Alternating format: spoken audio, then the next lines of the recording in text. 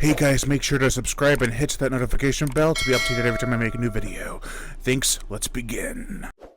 History repeats its roots.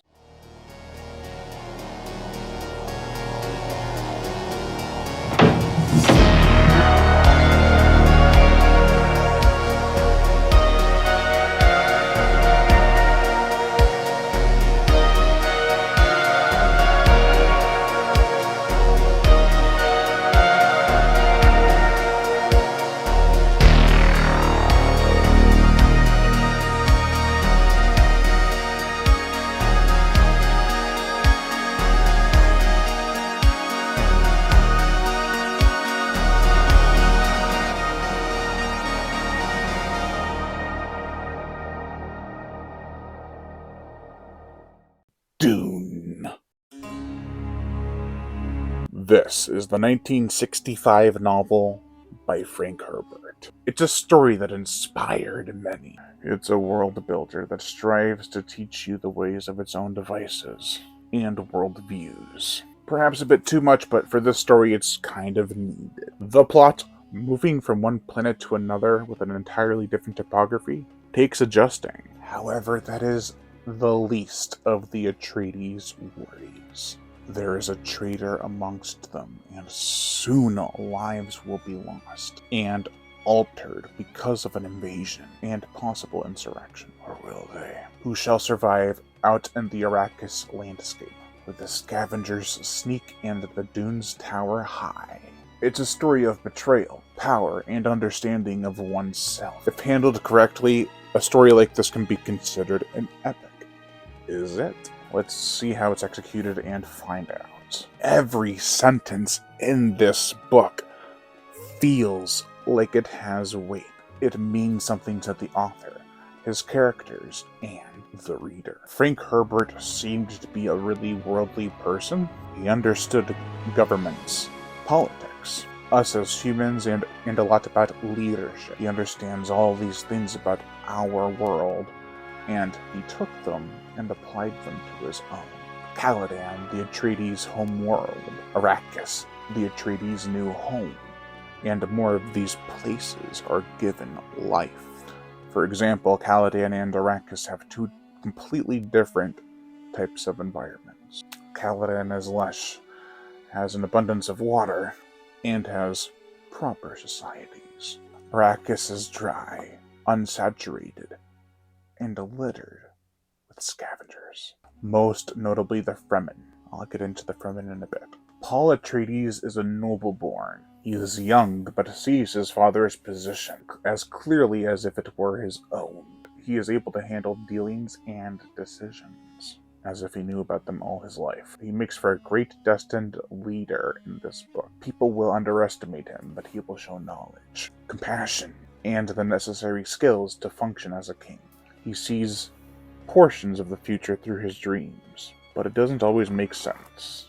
Jessica is Paul's mother and is not actually married to Paul's father, Duke Leto Atreides.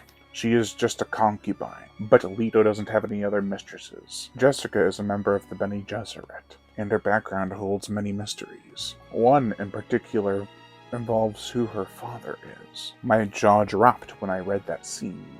I honestly expected the story to go in a more nurturing route when I first read it. Maybe it would go into Paul's understanding of why his mother is the way she is, and come to love and to respect her more, but no, he surpasses her in a lot of ways, and doesn't really hold her in too high of a regard. Oddly enough, she seems okay with this, and most of his other decisions. The book absorbs you while you follow every word. It feels like it could be set in medieval times, but it's out in the far future. History repeats its roots. Duke Leto Atreides is a great character. I can feel the respect of his followers practically flowing through the pages, like dust in the wind. All we are is dust in the wind. Or in this case, spice. He means well for his faithful and his family, not so much for his enemies. Oddly enough, his enemies were given his planet in exchange for Arrakis. Arrakis, but that is because of the spice. It holds great power and wealth. I do love the scene where he and Paul are talking over dinner, and there is rain that can be heard pounding down on the windows. It helps you envision the scene as if you were reading a graphic novel. Duncan Idaho is a warrior who would sacrifice himself for the House Atreides. There is no weapon that he would dismiss or method that he would chastise. If he can use it to kill an enemy, then so be it. He teaches Paul how the mind should work if fighting an enemy. All steps necessary to beat an opponent. Meanwhile, Thufir Hawat, an assassin who has served 3 generations to House Atreides, learns of things in the book that change his perspective, and near the climax it got me a smidge teary-eyed when he comes to a certain realization. Gurney Halleck, donning a balisette and a blade, is a force not to be taken lightly. He plays his guitar-like instrument and sings songs of folktale melody, and is faithful to the Duke of Atreides. He also teaches Paul the ways of combat. He will stab any betrayer, but will give them the time of day to state their case, as long as he has the upper hand, of course. Dr. Yui teaches Paul the ways of meditation. There's a lot of background for his character that actually plays into the story's current events, namely involving his wife, Lana. I don't want to say too much about him in fear of spoiling, so yeah. All of Paul's teachings are handled during the book's extensive opening. It's prolonged but interesting. In fact, no action really worth mentioning happens until around 200 pages in, when a spice minecart is being approached by a sandworm. It's actually quite the great scene. It's also cool that the Fremen, the so-called savages of the desert, can ride certain sized sandworms, or makers as they call them. But I said that Fremen were savages. The Fremen can be barbaric lunatics, but they also do abide by rules, and have ears to listen with, and minds to process reasoning. 3 of the Iraqians worth mentioning are Chani, Stigler, and Hera. Chani, officially introduced around 460 pages in, is young, around Paul's age of 15. She enchants Paul with her appearance, but is loyal to him. Together they have a son. The book jumps around years near the end, and if you're not paying attention, it might catch you off guard. Point is, Chani is with Paul and they have a child. Then there's Leech Caneus. He escorts the Duke, Paul, and some of the others out into the desert to survey the area when this mining cart is attacked. He is very informative about the people of Arrakis. Stigler is a Fremen who is wise and is understanding. He befriends Paul, but later he becomes more of a worship creature, as Paul puts it, than an actual friend. The Baron is one of the major enemies to the Atreides and the Fremen. He's a fat, hungry man who has to be hoisted up to walk by electric suspenders. He always thinks he is one-upping and outsmarting his men. However, there's a scene later that he becomes shocked by a little girl, of all things, about how she says these things, and he's like, What? Come on now, I can't spoil it. Fade Ratha Harkonnen is a force to be reckoned with. He is the Baron's nephew with a bloodlust. He wants to destroy his opponents, the Atreides, with all his skills as a fighter.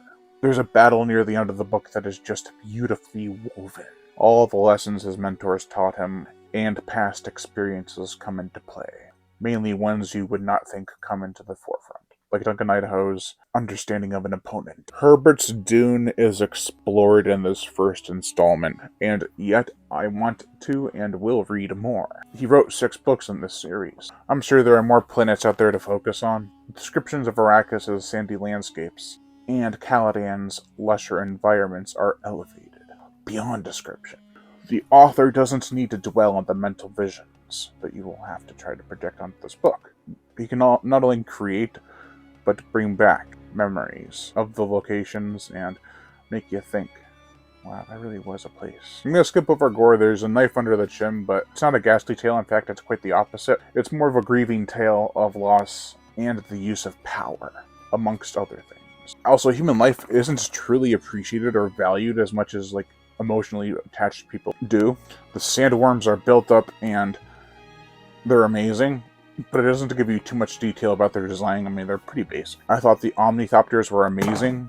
They're basically dragonfly helicopters. Overall, this book is a masterpiece in storytelling. and world building. It does take a while to get going. The chapters are lengthy, the dialogue is otherworldly. Whenever there was a normal line, I was kind of taken aback. The pacing was slow for a majority of it, but I still loved it. In 18 days, I read all 794 pages of Dune on my Kindle. I hope to dive into the sequels soon.